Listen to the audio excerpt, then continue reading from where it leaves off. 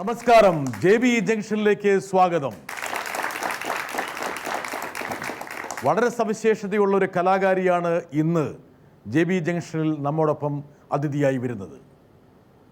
മറ്റാരുമല്ല, മലയാളത്തിൻ്റെ ഭാവഗായിക, മനുഷ്യവികാരത്തിൻ്റെ സമസ്ത തലങ്ങളെയും സ്പർശിക്കുന്ന നൂറുകണക്കിന് ഗാനങ്ങൾ മലയാളിക്ക് പ്രദാനം ചെയ്ത നമ്മുടെ പ്രിയപ്പെട്ട ഗായിക സുജാതയെ JB ജംഗ്ഷനിലേക്ക് സ്വാഗതം ചെയ്യാം.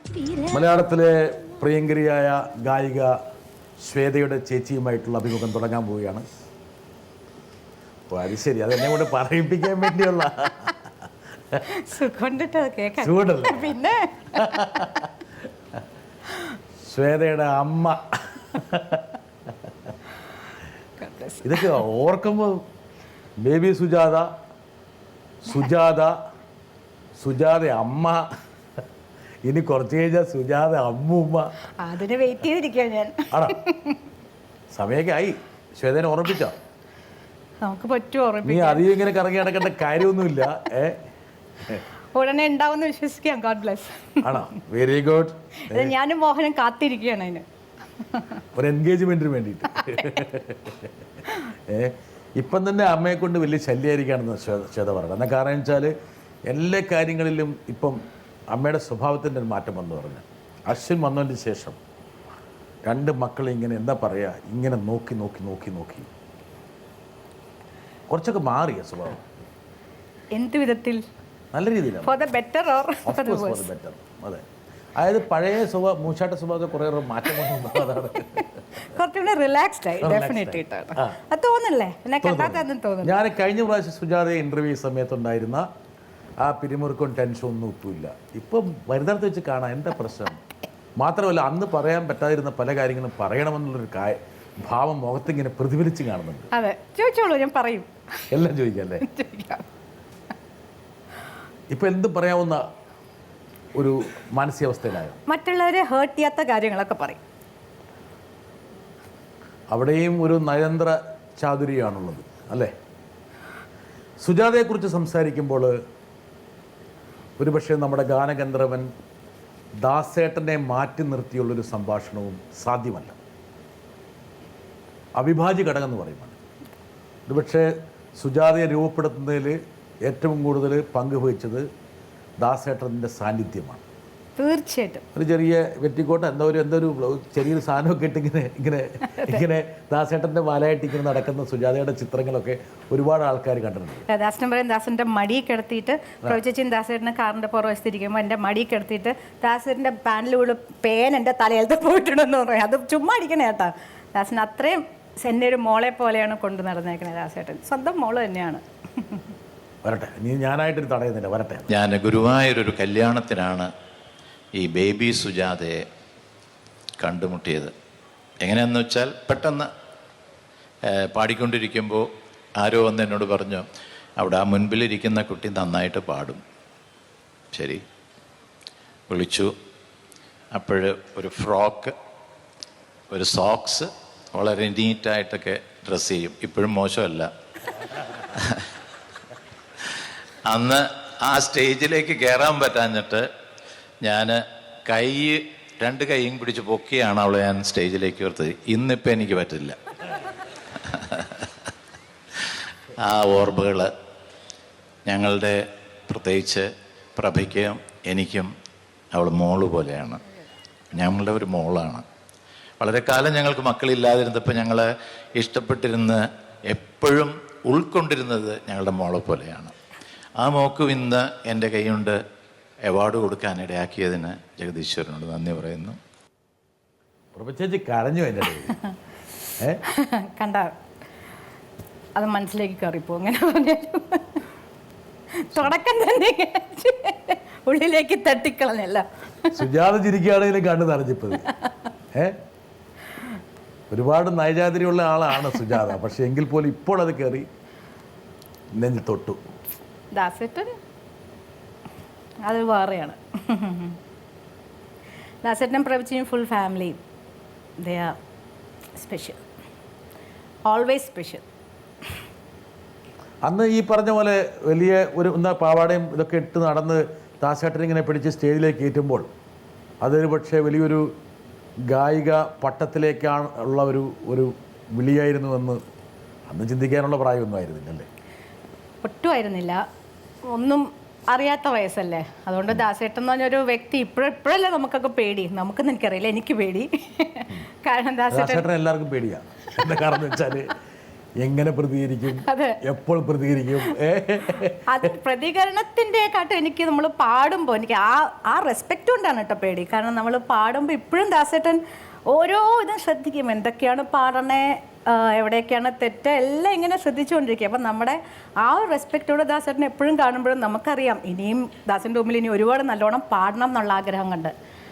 അപ്പോൾ എന്താ പറഞ്ഞു വന്നേ, ഞാൻ അങ്ങോട്ട് പോയി. പഴയ കാലത്തിലേക്ക് പോയി. പഴയ കാലം എന്ന് പറഞ്ഞാൽ അത്ര വലിയ കാലമൊന്നും ആയിട്ടില്ലല്ലോ. ഇപ്പോൾ സുജാതയ്ക്ക് 15 വയസ്സായി, 30 വയസ്സായി, കാലമായില്ലല്ലോ. പക്ഷെ ആ ഒരു സ്വഭാവത്തിൽ വലിയ മാറ്റമൊന്നും സുജാതയ്ക്ക് വന്നിട്ടില്ലെന്ന് ആൾക്കാർ പറയണേ.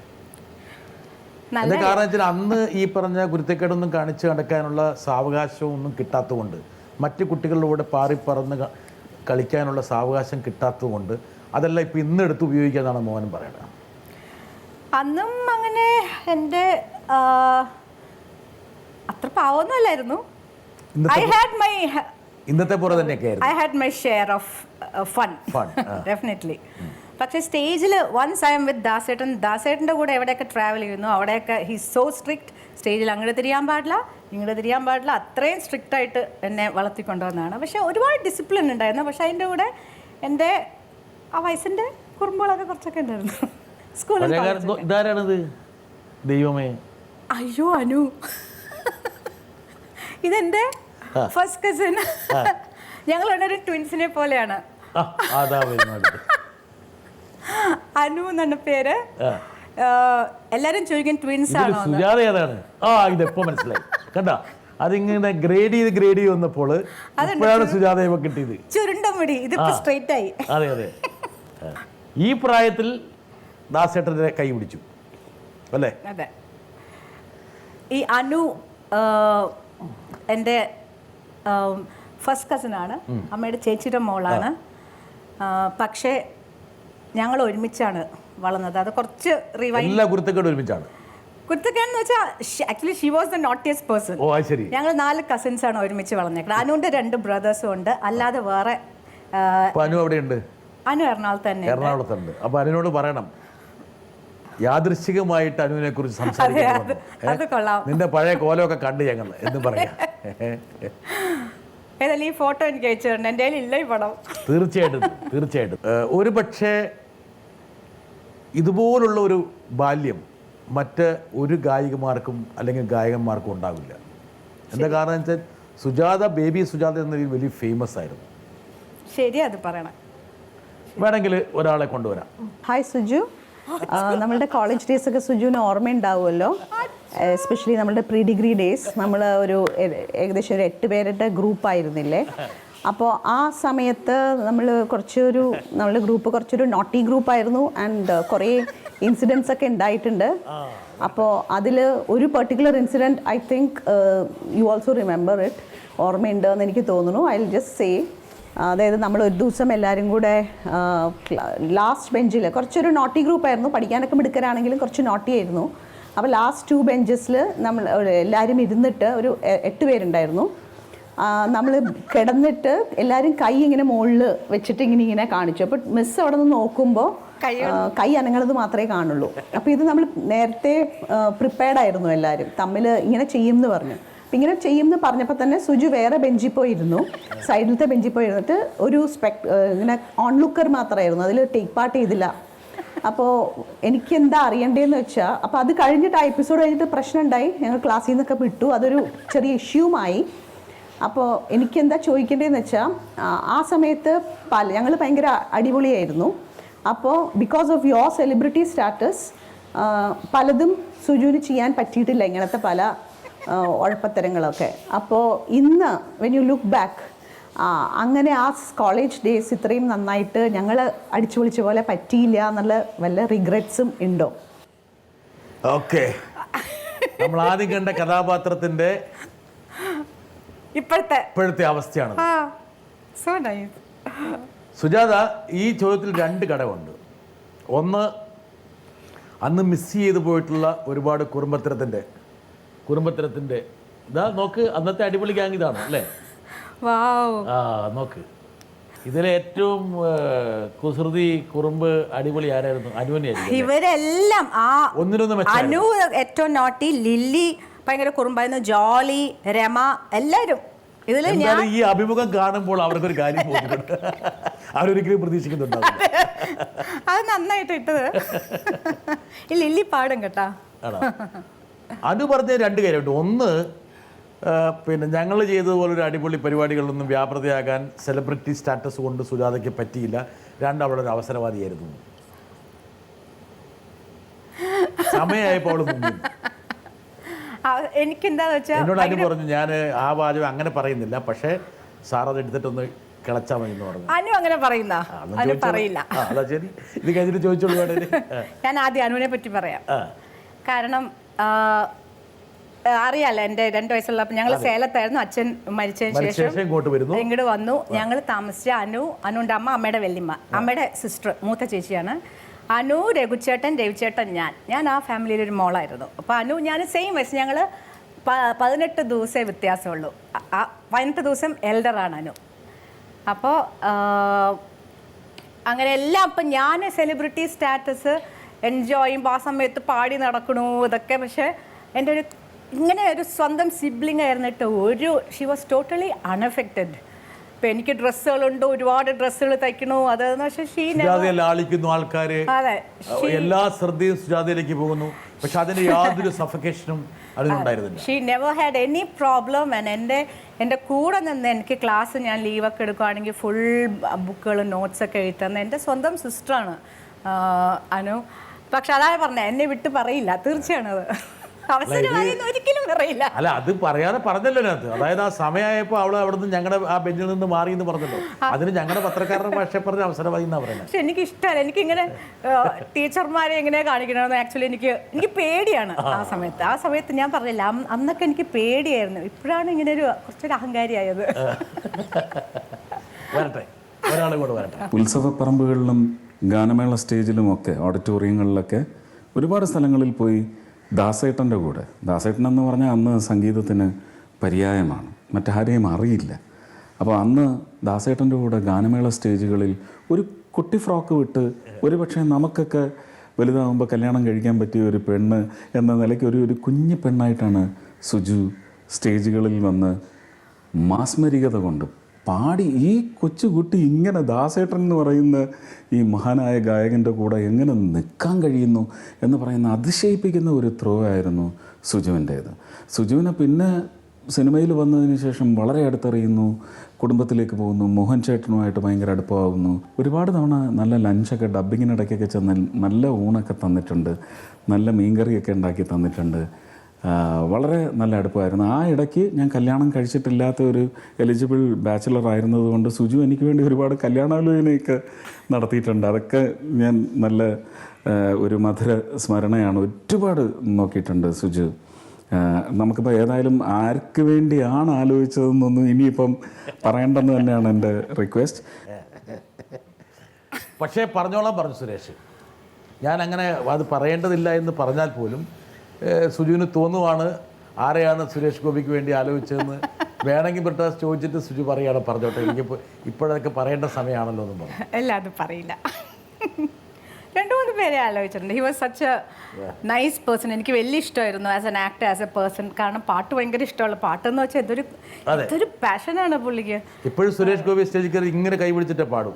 അത്രത്തോളം, അതായത് ആ ഒരു ഊർജ്ജം ഉൾക്കൊണ്ടുകൊണ്ട്. അതെ, ഒരു റിക്വസ്റ്റ് ആയിരുന്നു, പാട്ട് ഇഷ്ടമുള്ള കുട്ടികളെ വേണം എന്നുള്ളത്.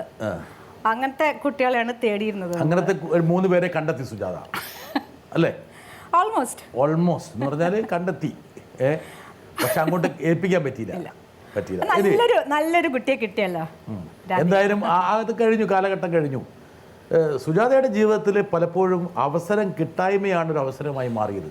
ഞാനിങ്ങനെ സുജാതയുടെ ഇങ്ങനെ ജീവിത ഗ്രാഫിലൂടെ ഇങ്ങനെ വെറുതെ കടന്നു പോയപ്പോൾ കലാഭവനിൽ പാട്ട് പാടുന്ന ഒരു അവസരം നിഷേധിക്കപ്പെട്ടതിലുള്ള അവസ്ഥയാണ് പിന്നീട് ദാസേട്ടനെ സുജാതയെ വീട്ടിലെത്തിച്ചത്. എപ്പോഴും എവിടെയൊക്കെയോ ഒരു എന്താണ് ആരെങ്കിലും പരിഗണിക്കാതിരിക്കുന്നത് പിന്നീട് വലിയൊരു പരിഗണനയായി മാറിയിട്ടുണ്ട്. അന്ന് കലാഭവനിലെ സംഗീത മത്സരത്തിൽ സുജാത അവിടെ മെമ്പറായതുകൊണ്ടാണോ എൻ്റെ കുടുംബം? അതെ അതെ, ഞാൻ കലാഭവൻ ബാലഗാനമേളയിൽ പാടിയിരുന്നു, അവിടുത്തെ മെമ്പറായിരുന്നു, കലാഭവൻ മെമ്പർ. അതുകൊണ്ട് മത്സരത്തിൽ പങ്കെടുക്കാൻ പാടില്ല എന്ന് പറഞ്ഞു. പാടാൻ കയറിയപ്പോൾ അവർ പറഞ്ഞു ഒരു ഇങ്ങനെ അലൗഡ് അല്ല പാടുന്ന മെമ്പേഴ്സ് എന്ന് പറഞ്ഞ് സ്റ്റേജിൽ നിന്ന് ഇറങ്ങേണ്ടി വന്നു. ദാസേട്ടൻ ജഡ്ജായിരുന്നു അന്ന്. അപ്പോൾ അവിടെ ഒരു സീൻ ഉണ്ടാക്കി. ഓഫ് കോഴ്സ് ഞാൻ കരഞ്ഞു വിളിച്ചു. ദാസേട്ടൻ്റെ പോയി പാടാൻ പറ്റില്ല പിന്നെന്ത്, അവ ബഹളം ഉണ്ടാക്കി കരഞ്ഞു. അപ്പോൾ പിന്നെ ദാസേട്ടൻ അങ്ങനെ പെൺകുട്ടിയുടെ കണ്ണുനീരിൽ ദാസേട്ടൻ വീണു അവിടെ. ആ വീഴ്ചയാണ് ദാസേട്ടനെ സുജാതയുടെ വീട്ടിലെത്തിച്ചത്.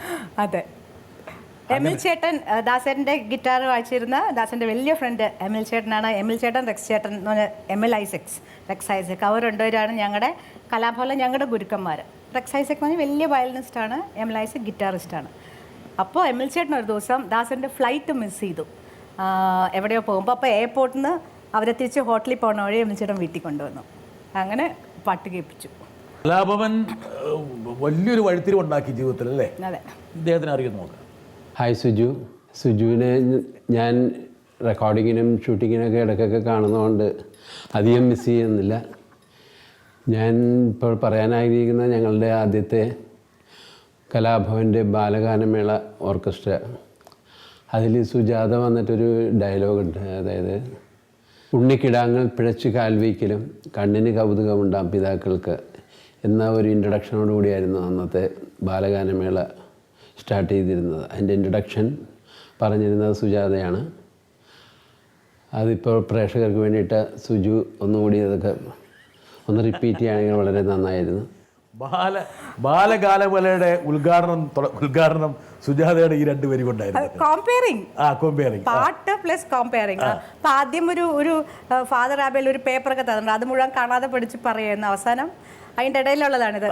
കിടാങ്ങൾ പിഴച്ച് കാൽ വെക്കിലും കണ്ണിന് കൗതുകമുണ്ടാവും പിതാക്കൾക്ക്. അതെ, ഉണ്ണികളൊന്ന് കാല് പിഴച്ചാലും കുഴപ്പമില്ല, അതൊരു കൗതുകമായിരിക്കും. അത് ആദ്യം നമ്മൾ എന്ന് പറഞ്ഞാൽ ഞങ്ങൾ കുട്ടികളാണ്, ഞങ്ങൾ പാടുമ്പോൾ ചില പിഴവൊക്കെ ഉണ്ടാവും, പക്ഷെ അത് നിങ്ങൾ കൗതുകമായി കാണണം എന്ന് ആദ്യമേ ഇതെടുത്തതാണ്. മനോഹരമായിരിക്കുന്നത്. പക്ഷേ ദാസേട്ടൻ പറയുന്നുണ്ട് ഈ സുജാതയുടെ കൂടെ പാടാൻ പോയി കഴിഞ്ഞാൽ വലിയ തൊന്തരവാണ്. എന്താ കാരണം എന്ന് വെച്ചാൽ എന്തെങ്കിലും പിഴച്ച് കഴിഞ്ഞ് ഇങ്ങനെ ചിരിച്ചുകൊണ്ടിരിക്കുന്നു, അപ്പോൾ ആൾക്കാർക്ക് മനസ്സിലാവും പിഴച്ചു എന്നുള്ളത്. അതായത് പാട്ടിൽ ചെറിയൊരു പിഴവുണ്ടായി എന്ന് നാട്ടുകാരെ പറഞ്ഞ് ബോധ്യപ്പെടുത്താൻ വേണ്ടി മുഖത്തിന് ചിരി വരുമോ? അതെന്ത് ചെയ്യാൻ പറ്റും? അത് ദാസേട്ടൻ്റെ അടുത്ത് നിന്ന് ചീത്ത കിട്ടിയിട്ടുണ്ട്, രാജാ സാറിൻ്റെ അടുത്ത് നിന്ന് ചീത്ത കിട്ടിയിട്ടുണ്ട്. അതിന് എനിക്കത് പറ്റില്ല.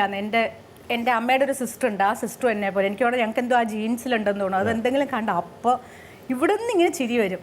ഞാൻ എന്ത് ചെയ്യും?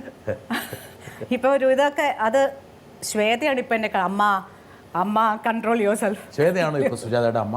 ശരിക്കാണ്, അമ്മ കൺട്രോൾ യുവർ സെൽഫ്. അല്ല, യഥാർത്ഥത്തിൽ ശ്വേതയെ ഞാനിപ്പോൾ സുജാതയെക്കാർ സീരിയസ് ആയിട്ട് കാണുന്നത്. ഇപ്പം എന്താ കാരണം അറിയോ? ഇപ്പോൾ സുജാതയെ നമ്മൾ കാണുന്നൊരു ബബ്ലി ആയിട്ടാണ്, എപ്പോഴും ചെറുപ്പി ബബ്ലിയാണ്.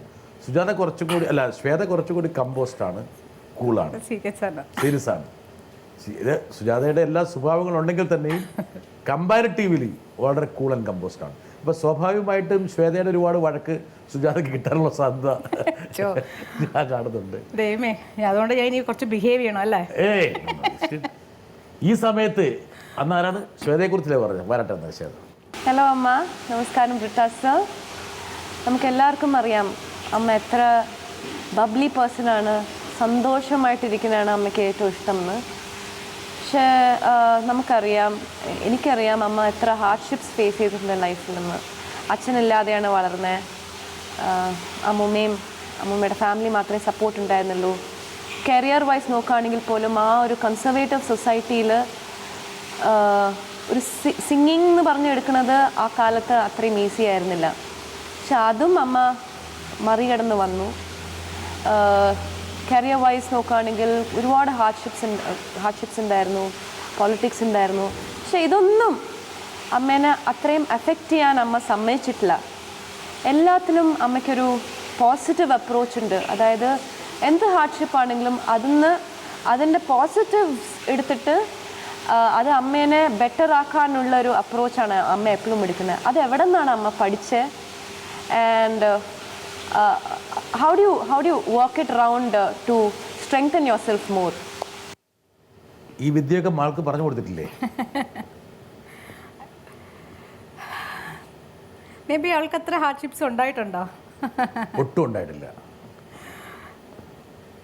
യഥാർത്ഥത്തിൽ സുജാത വളരെ സുഖകരമായിട്ടുള്ള ഒരു സാമൂഹ്യ കലാ കുടുംബ അന്തരീക്ഷമാണ് ശ്വേതയ്ക്ക് കൈമാറിയത്. ആക്ച്വലി ഞാൻ പാടി തുടങ്ങിയ സമയത്തിനെക്കാട്ടും ഈസിയർ ആയിരുന്നു അവൾക്ക് ഡെഫിനറ്റ്ലി ഫോർ എൻ എൻട്രി. എൻ്റെ സമയത്ത് ശ്വേത ഇപ്പോൾ പറഞ്ഞ പോലെ തന്നെ കറക്റ്റാണ് അവൾ പറഞ്ഞു. ആ സമയത്ത് പാട്ട് പാടുക എന്ന് പറഞ്ഞാൽ അമ്മ പ്രത്യേകിച്ച് ഒരു വീഡിയോ കൊച്ച് 28 വയസ്സായിരുന്നു അമ്മയ്ക്ക് എൻ്റെ അച്ഛൻ മരിക്കുമ്പോൾ. അപ്പോൾ 28 വയസ്സൊരു സ്ത്രീ ഞാൻ പാടി തുടങ്ങുമ്പോൾ എത്ര ഒരു 8 വയസ്സ്, അപ്പോൾ 35 വയസ്സിൽ കൊണ്ട് നടക്കുക എന്ന് പറയുമ്പോൾ ഒരുപാട് പ്രശ്നങ്ങളുണ്ടായിരുന്നു ആ സമയത്ത്. അതെ, എന്താണ് അമ്മയും മകളും? അമ്മ. പക്ഷെ അമ്മയുടെ സിസ്റ്റേഴ്സ് ഇങ്ങനെ ശരിക്കും നല്ല ഫുൾ സപ്പോർട്ട്. അമ്മയുടെ സിസ്റ്റേഴ്സ്, എൻ്റെ ഈ സിസ്റ്റേഴ്സിൻ്റെ മക്കളെല്ലാവരും എനിക്ക് ഞങ്ങളുടെ ഫുൾ സപ്പോർട്ടായിരുന്നു. അവരെന്തെങ്കിലും പറഞ്ഞോട്ടെ. പക്ഷേ എനിക്കിപ്പോഴും ആ ഒരു അമ്മയുടെ ഒരു ചെറിയ ഇൻസെക്യൂരിറ്റി, അച്ഛനില്ലാത്തതിൻ്റെ ഒരു ഇൻസെക്യൂരിറ്റി സ്റ്റില്ലുണ്ട്. അത് ഇപ്പോഴാണ് ഞാൻ ഇപ്പോൾ ശ്വേത വലുതായതിനു ശേഷമൊക്കെയാണ് ഒരുപാട് ഞാൻ അത് ഓവർകം ചെയ്തു. അത് ഞാൻ പറഞ്ഞുതരാം. ഞാൻ സുജാതയുടെ സ്വഭാവം ഒന്ന് നിരീക്ഷിച്ചപ്പോൾ പലപ്പോഴും ഞാനിങ്ങനെ സുജാത അറിയാതെ നമ്മൾ നിരീക്ഷിക്കില്ല പല ആൾക്കാർ സ്വഭാവം. സുജാത പുറമേക്ക് ഭയങ്കര ആരവം കാണിക്കുമ്പോഴും ഭയങ്കര സെൻസിറ്റീവാണ്, സൂപ്പർ സെൻസിറ്റീവാണ്. സെൻസിറ്റീവ് അല്ല പക്ഷേ ഉള്ളിൽ ഒരു വിഷമം ഇങ്ങനെ എപ്പോഴും ഉണ്ട്. എപ്പോഴെങ്കിലും ഇങ്ങനെ ഒരു ചെറിയ ഒരു ഇതായിട്ട് ഇങ്ങനെ കിടപ്പുണ്ട്. അത് പുറമേക്കൊന്നും ആരെയും കാണിക്കില്ല. പക്ഷേ ആ വേണമെങ്കിൽ അത് അപ്ബ്രിങ്ങിങ്ങിൻ്റെ ഒരു പ്രത്യേകത. ആ കാലഘട്ടത്തിൽ ഒരുപാട് വൈതരണികളെ അഭിമുഖീകരിക്കേണ്ടി വന്നതിൻ്റെ ഒരു ബാക്കി തുക വേണമെങ്കിൽ ഇങ്ങനെ കിടക്കുന്നതായിരിക്കാം. ശരി, അത് കാരണം ഇൻസെക്യൂരിറ്റി എന്ന് വെച്ചാൽ നമുക്ക് എന്തെങ്കിലും ചെയ്യുമ്പോൾ അമ്മ എപ്പോഴും പറയുമ്പോളെ അവരെന്ത് വിചാരിക്കും, അമ്മ നല്ലതായിട്ടാണ് പറയണത്. പക്ഷെ അപ്പോൾ നമ്മൾ എല്ലാം അങ്ങനെയാണ്. നിങ്ങളൊക്കെ പറയില്ല ഞാൻ ഭയങ്കര ഡിപ്ലോമാറ്റിക് ആണ്, അങ്ങനെ അതുകൊണ്ടാണ് അങ്ങനെ ആയത്. വേറൊരാൾ വിഷമിക്കാൻ പാടില്ല, അങ്ങനത്തെ ഒരു ചിന്ത വന്നത് അങ്ങനെയാണ്. അല്ല, ഡിപ്ലോമസി എപ്പോഴും കലാരംഗത്ത് അനിവാര്യമാണ്. എന്താ കാരണം വെച്ചാൽ വേറെ ഒന്നും കൊണ്ടല്ല, അതൊരു മോശപ്പെട്ട സ്വഭാവമായിട്ടല്ല ഞാൻ കാണുന്നത്. അത് നല്ലൊരു സ്വഭാവം. എന്താ കാരണം വെച്ചാൽ ഒരുപാട് കോമ്പറ്റീഷൻ മാത്രമല്ല, ഒരു വാക്ക് വേണമെങ്കിൽ വലിയ ഇമ്പാക്റ്റ് ഉണ്ടാക്കാൻ വേണമെങ്കിൽ വളരെ ഇൻഅഡ്വർട്ടൻ്റ് ആയിട്ട് പറയുന്ന ഒരു വാക്കുകളെ വേണമെങ്കിൽ പല രീതിയിലും അതിനെ വ്യാഖ്യാനിക്കാൻ പറ്റും. എന്തായാലും സുജാത ഇപ്പം അമ്മയുടെ ഒരു ഹാർഡ്ഷിപ്പിനെ കുറിച്ച്, അതായത് സുജാതയുടെ ഹാർഡ്ഷിപ്പിനെ കുറിച്ചാണ് ഇപ്പം ശ്വേത പറഞ്ഞത്. പക്ഷേ സുജാതയുടെ അമ്മയുടെ ഹാർഡ്ഷിപ്പിനെ കുറിച്ചായിരിക്കും എപ്പോഴും സുജാത ഓർക്കുന്നത് ശരിക്കും. എന്താ കാരണം വെച്ചാൽ സുജാതയ്ക്ക് 2 വയസ്സുള്ളപ്പം വിടവാകുന്നൊരു സ്ത്രീ ഇന്ന് ചിന്തിക്കുമ്പോഴാണ് അതിൻ്റെ ഒരു ഇമ്പാക്റ്റ് മനസ്സിലാകുന്നത്. അന്ന് ചിലപ്പോൾ അത് ചിന്തിച്ചിട്ടുണ്ടാവില്ല. അവരുടെ മാനസിക വികാര വിക്ഷോഭങ്ങളൊന്നും അന്ന് ചിന്തിക്കാൻ പറ്റില്ല. അല്ല, അമ്മ ഇതൊക്കെ പറഞ്ഞാലും ഇത്രയും അമ്മ എന്താ പറയണേ, വെളിയിൽ ഒരു അമ്മയുടെ ഫോട്ടോസ് അധികം ഒരു മാഗസീനിൽ വിളിച്ചാൽ വരില്ല, അങ്ങനത്തെ ഒരു ആളാണ് അമ്മ. പക്ഷേ she is such A strong woman. ഇപ്പം എൻ്റെയും ശ്വേതയുടെയും എല്ലാം വീടിൻ്റെ ബാക്ക് ബോൺ അമ്മയാണ്. എനിക്ക് ഫുൾ സ്ട്രെങ്ത് എൻ്റെ അമ്മയാണ്. സത്യം പറയട്ടെ, അമ്മയുടെ നിന്നാണ് ഞാൻ നല്ല ഉള്ള ശക്തി മുഴുവൻ എടുക്കണം. എനിക്ക് കാലത്ത് അമ്മയെ കണ്ടാൽ എൻ്റെ ദിവസം സ്റ്റാർട്ട് ചെയ്യുള്ളൂ, ഫോൺ ചെയ്താലേ ദിവസം സ്റ്റാർട്ട് ചെയ്യുള്ളൂ. അത്ര ഞാൻ ക്ലോസാണ് അമ്മയായിട്ട്. ഇത്രയും ഇതിൻ്റെ ഇടയിലും എന്നെ തന്നെ വളർത്തി. അച്ഛനിപ്പോൾ എത്രയും യങ് ആയിട്ടൊന്നും സമ്പാദ്യം അങ്ങനെ വെച്ചാൽ വെൽ ഓഫ് ആയിരുന്നു. പക്ഷേ അവിടുന്ന് അമ്മ പടുത്തുയർത്തിയില്ലേ, അഭിമാനിക്കുന്നു. എന്തായാലും ആ അമ്മയ്ക്ക് നമ്മൾ ഒരു ക്ലാപ്പ് കൊടുക്കാം. സുജാതയെ പോലുള്ള ഒരു ഗായികയെ മലയാളിക്ക് സമ്മാനിച്ചതിനുള്ള ഞങ്ങളുടെ സന്തോഷം കൂടിയാണ്. സുജാതയുടെ കരിയറിലൊരു ബ്രേക്ക് അർജുന മാഷ്, ടൂറിസ്റ്റ് ബംഗ്ലാവ്, 11ാമത്തെ വയസ്സിൽ 12ാമത്തെ വയസ്സിൽ പിന്നണി ഗായികയാകുന്നു. ചെറിയ കാര്യമില്ല. അതും ജയഭാരതിക്ക് വേണ്ടി പാടിട്ടുണ്ട്. പക്ഷെ അതൊരു ധീരമായ നിലപാടായിരുന്നു. കാരണം വെച്ചാൽ സുജാതയുടെ ശബ്ദം അല്ലത്തിൻ്റെ ഒരു കൊഞ്ചലുണ്ട് ചെറുതായിട്ട്. അതിൻ്റെ കൂടെ 12ാമത്തെ വയസ്സിലുള്ള ശബ്ദത്തെക്കുറിച്ച് നമുക്ക് ചിന്തിക്കാം. അപ്പോൾ ആ വയസ്സിൽ സുജാതയെ കൊണ്ട് ഒരു ലീഡ് നടിക്ക് വേണ്ടിയിട്ട് ഒരു പാട്ട് പാടിച്ചു എന്ന് പറയുന്നത്. നമുക്ക് ആ പാട്ടിലേക്കൊന്ന് പോയാലോ സുജാത? വലിയ വ്യത്യാസമൊന്നും ശബ്ദത്തിൽ വന്നിട്ടില്ലേ ആക്ച്വലി? അല്ല, അന്ന് ഡെഫിനറ്റ്ലി കൊഞ്ചലുണ്ടായിരുന്നു. പക്ഷെ ഞാൻ ആ ക്രെഡിറ്റ് ഫുൾ കൊടുക്കുന്ന അതിൻ്റെ പ്രൊഡ്യൂസർ ഡയറക്ടർ അവർ എറണാകുളത്ത് നിന്ന് ഹസൻ റഷീദ്, എറണാകുളംകാരായിരുന്നു. അപ്പോൾ അവർക്കൊരാഗ്രഹമായിരുന്നു എറണാകുളത്ത് പാടിയിരുന്ന കുട്ടിയെ സിനിമയെ കൊണ്ടുവരണമെന്ന്. ആൻഡ് അർജുനൻ മാസ്റ്റർ അതിന് സമ്മതിച്ചല്ലോ. മാസ്റ്റർ നോ പറഞ്ഞില്ലായിരുന്നു, എനിക്ക് ആ ഒരു അവസരം കിട്ടൂലായിരുന്നല്ലോ. അത് പാടി എൻ്റെ ആ സമയത്ത് ഒരു ഇതൊക്കെ നല്ല ഹിറ്റായിരുന്നു ആ പാട്ട്. എന്തായാലും സുജാതയുടെ ജൈത്രയാത്ര അവിടെ ആരംഭിക്കുന്നു. പിന്നീട് രാജാ സാഹിബിൻ്റെ പക്കലേക്ക് സുജാത എത്തുന്നു. രാജാ സാറിൻ്റെ അടുത്തേക്ക് എത്തുമ്പോഴേക്കാണ് സുജാതയ്ക്ക് എന്താ പറയുക, സുജാത പെട്ടെന്ന് മെച്യൂറായി. രാജാ സാറിൻ്റെ അടുത്ത് ആക്ച്വലി കൊണ്ടുപോയത് ദാസേട്ടനാണ്. ദാസേട്ടൻ്റെ ജീവിതത്തിലെ ആദ്യത്തെ അവസാനത്തെ ശുപാർശയല്ല, ദാസന് ഒരിക്കലും ശുപാർശ ചെയ്യില്ല. എന്ന് വെച്ചാൽ ശുപാർശയല്ല, ഒരു വാചകം പോസിറ്റീവായിട്ട് സ്പെൻഡ് ചെയ്യും. അതെ, ആ ദാസേട്ടൻ്റെ ബ്രദറിൻ്റെ കല്യാണത്തിൽ ഞങ്ങൾ ചെന്നൈയിൽ പോയപ്പോഴായിരുന്നു. അന്ന് ഞങ്ങളുടെ പ്രോഗ്രാമായിരുന്നു. അന്ന് ദാസേട്ടൻ ഇങ്ങനെ രാജാ സാറിൻ്റെ അടുത്ത് പറഞ്ഞു, ഇങ്ങനെ എൻ്റെ കൂടെ പാടുന്നൊരു പ്രോഗ്രാമിനൊക്കെ പാടുന്നൊരു കുട്ടിയുണ്ട്, കേട്ട് നോക്കുമെന്ന് പറഞ്ഞിട്ട് പോയി പാടുമായിരുന്നു. അത് ഒരു സെമി ക്ലാസിക്കൽ സോങ്ങാണ് റെക്കോർഡിങ്ങിന് പാടിയത്. അത് ഓക്കെ ആയി. ശരിക്കും അതും രാജാ സാറിന് രാജാ സാർ ആ സമയത്ത് 12 വയസ്സുള്ള ഒരാൾക്ക് പാട്ട് തരിക എന്ന് പറഞ്ഞാൽ ഞാൻ ഒരുപാട് ഈ ഭാഗ്യത്തിൽ വിശ്വസിക്കുന്നു. ഭാഗ്യമുണ്ട്, ഓഫ് കോഴ്സ് നല്ലോണം പാടിക്കാണോ ആ സമയത്ത്. അധികം ഇപ്പോൾ എത്ര കുട്ടികളാണ് പാടുന്നത്, ആ സമയത്ത് അധികം ആരും ഇല്ല. നമ്മുടെ ഒരു ഭാഗ്യമായിരുന്നു അത്. അധികം ആൾക്കാർ പാടി. രാജാ സാറിൻ്റെ ഒരു പാട്ട് നമുക്ക് പാടിക്കൊണ്ട് അദ്ദേഹത്തോടുള്ള നമ്മുടെ കടപ്പാട് നമുക്കിവിടെ ഊട്ടി ഉറപ്പിക്കാം.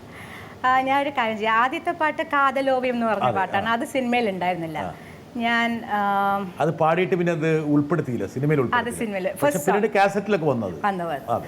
ഞാൻ ജോണി എന്ന് പറഞ്ഞ സിനിമയിലെ ഒരു ഇനിയം മനത് എന്ന് പറഞ്ഞിട്ടൊരു പാട്ടുണ്ട്. അത് ശ്രീദേവിക്ക് വേണ്ടി പാടിയ പാട്ടാണ്. Okay, very good. ആരൊക്കെ പാടുന്നത്? ജയഭാരതി കഴിഞ്ഞ് ശ്രീദേവിയിലേക്ക് രജനീകാന്തിന്റെ സിനിമ. തമിഴിന് സുജാതയുടെ കരിയറിൽ സവിശേഷമായിട്ടൊരു സാന്നിധ്യമുണ്ട് അല്ലേ? എനിക്കൊന്ന് മലയാളത്തിലേക്കാൾ കൂടുതൽ ശ്രദ്ധേയമായ അവസരങ്ങൾ ഒരു ഘട്ടത്തിൽ തമിഴാണ് പ്രദാനം ചെയ്തത്. ഈ ഒരു ഇപ്പോൾ ഈ രാജാ സാറിൻ്റെ ഒക്കെ പാടിയതിന് ശേഷം ആക്ച്വലി കുറച്ച് നാൾ പാട്ടുകൾ ഉണ്ടായിരുന്നില്ല. ഞാനിവിടെ പഠിക്കുകയായിരുന്നു. പാട്ടുകൾ വരുമ്പോൾ പോവാൻ പറ്റിയിരുന്നു. ഈ പാട്ട് പാടി എത്രാമത്തെ വയസ്സിലാണ് പാടിയത്? ഇതും ആ സമയത്തൊക്കെ 12, 13. അത് കഴിഞ്ഞ് ടോട്ടലി അധികം പാടിയിരുന്നില്ല. രാജാ സാറിൻ്റെ പിന്നെ ഒരു 2-3 പാട്ട് പാടി. പിന്നെ ആക്ച്വലി അധികം പാടിയിരുന്നില്ല. പിന്നെ റഹ്മാൻ്റെ റോജയിലാണ് കമ്മിങ് ബാക്ക് തമിഴിലേക്ക്.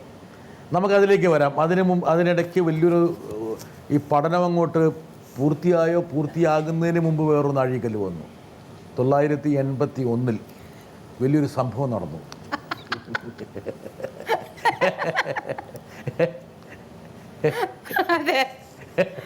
ആൾക്കാരെ വിചാരിക്കും ഒരാളുടെ ജീവിതം കട്ടപ്പുഴ. ഒരു പാവപ്പെട്ട മനുഷ്യൻ. എനിക്കെപ്പോഴും മോഹനെ കാണുമ്പോൾ എനിക്ക് എന്തൊരു സഹതാപം അറിയാം. ഇത് തമാശക്ക് വരണ കേട്ടോ ദൈവമേ. പ്രേക്ഷകരെ ഞാൻ സുജാതയെ സ്വീപ്പാക്കാൻ വരണ കേട്ടോ.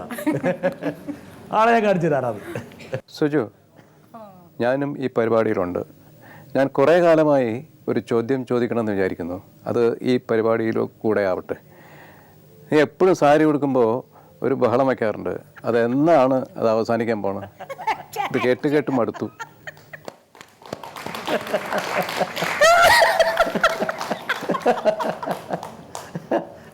നല്ല ചോദ്യം. അയ്യോ, സത്യപാവം ഇത്ര ഞാൻ വിഷമിപ്പിച്ചിട്ടുണ്ടോ?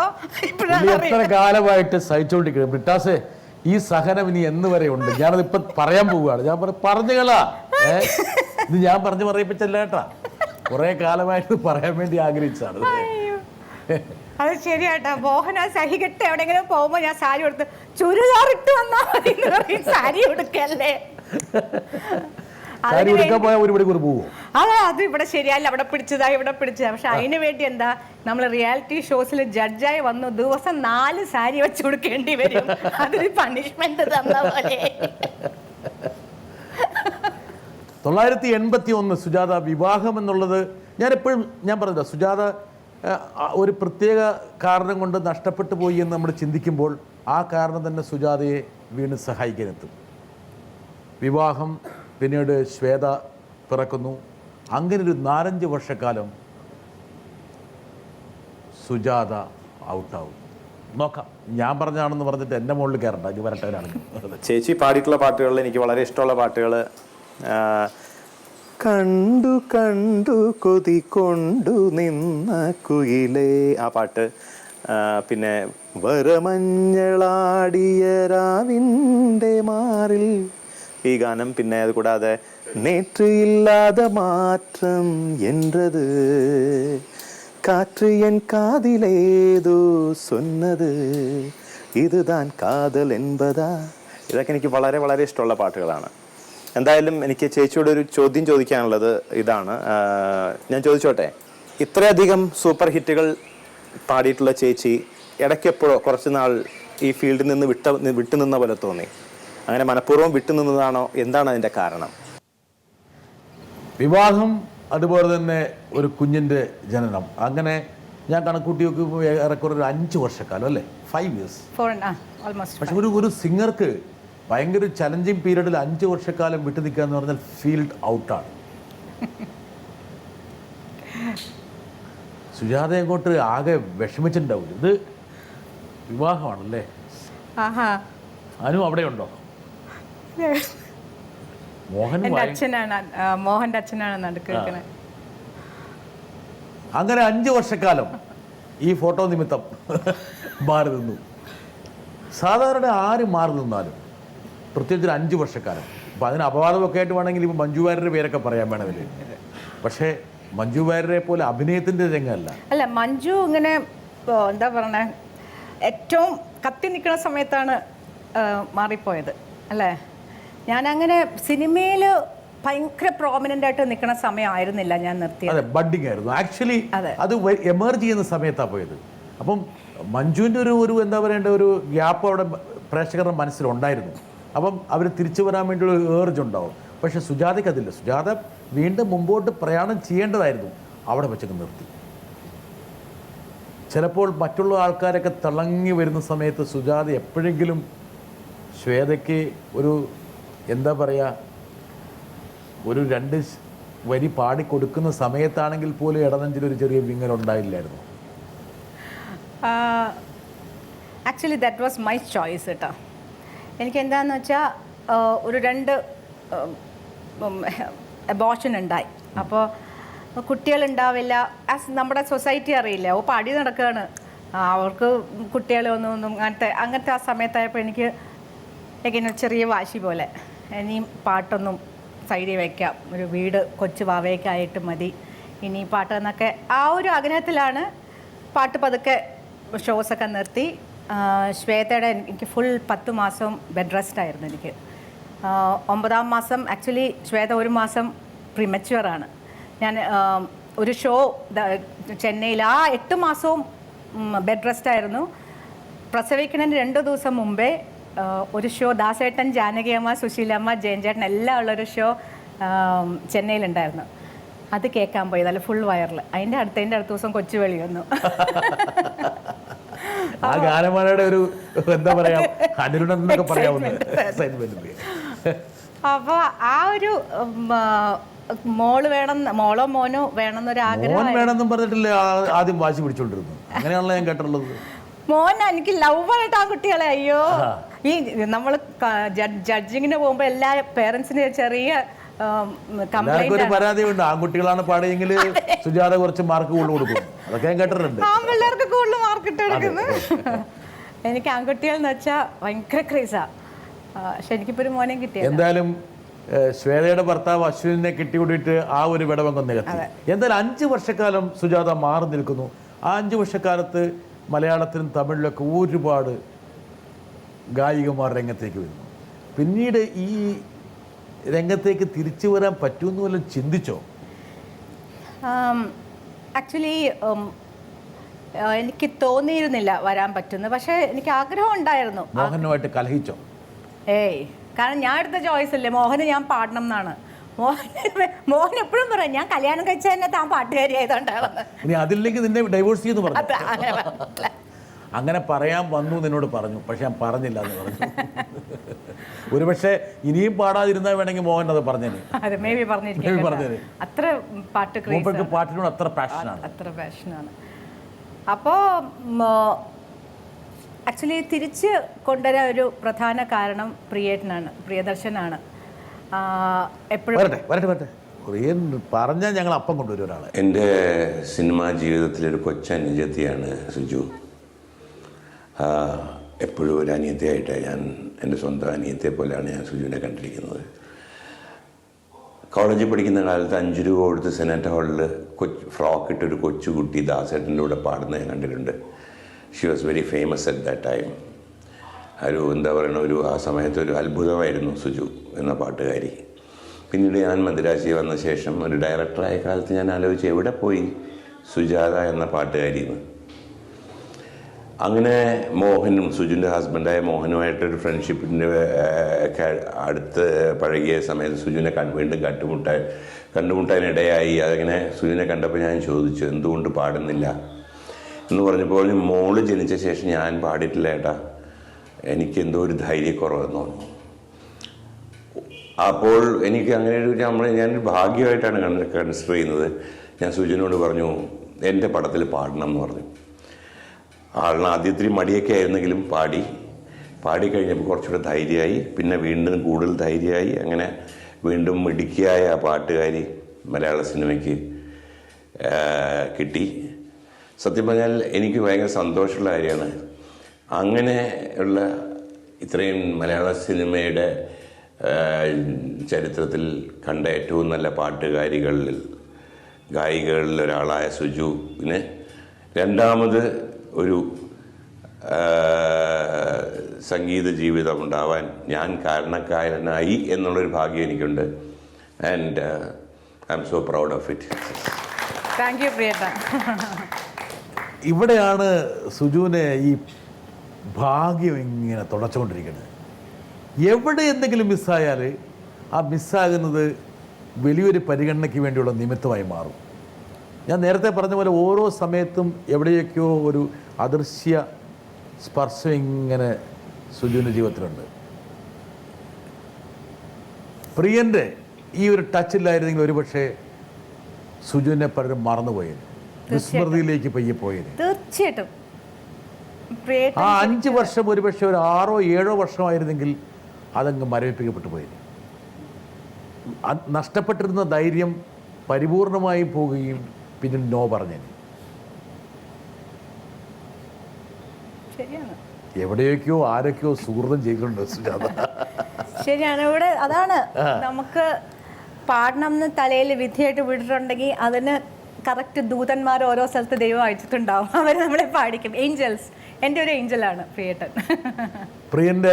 പ്രിയൻ ആദ്യം വിളിച്ചത് മറ്റേ കടത്തനാമ്പാടിയിലേക്ക് വിളിച്ചല്ലേ? അമ്പാടിയല്ല, നാളെ അന്തി മയങ്ങുമ്പോൾ, അതാണ് ആദ്യം പാടിയ പാട്ട്, രാഘവ മാസ്റ്ററിൻ്റെ. അന്ന് ഞാൻ ഞാൻ മറക്കില്ല. ശരിക്കും ശ്രീകുട്ടൻ പറയാം, പക്ഷെ അത് ശ്രീകുട്ടൻ എക്സാജറേറ്റ് ചെയ്യണം. എൻ്റെ കയ്യിൽ നിന്നൊക്കെ ഇങ്ങനെ വേറെ പൊലിച്ചു. അതെ, ഉള്ളം കയ്യിൽ ഇങ്ങനെ വലിക്കും. അല്ല, ശ്രീകുട്ടൻ നമ്മുടെയൊക്കെ സുഹൃത്തായത് കൊണ്ട് തന്നെ സംസാരിക്കുമ്പോൾ നല്ല ഭാവുകത്വം വെച്ചിട്ട് സംസാരിക്കുന്നുണ്ട്. അതെ, പക്ഷെ അത് അദ്ദേഹം പറഞ്ഞതിൻ്റെ സ്പിരിറ്റ് എന്ന് വെച്ചാൽ അത്രത്തോളം ടെൻഷൻ ആയിരുന്നതാണ്.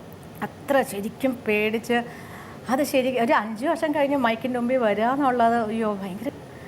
അത് കഴിഞ്ഞ് പിന്നെ പ്രിയേട്ടൻ്റെ എല്ലാ സിനിമയിലും he use to give songs, നല്ല പാട്ടുകൾ തന്ന്. പിന്നീട് പ്രിയൻ്റെ അടുത്ത ചിത്രം, ഏറ്റവും ഹിറ്റായ ചിത്രം ദൂരക്കിഴക്ക് ദിക്കിൻ മാണിക്യ ചെമ്പഴക്ക, അത് ശരിക്കും അങ്ങോട്ട് പുഷ് ചെയ്ത് ഇട്ടു എന്നെ ഫീൽഡിലേക്ക്.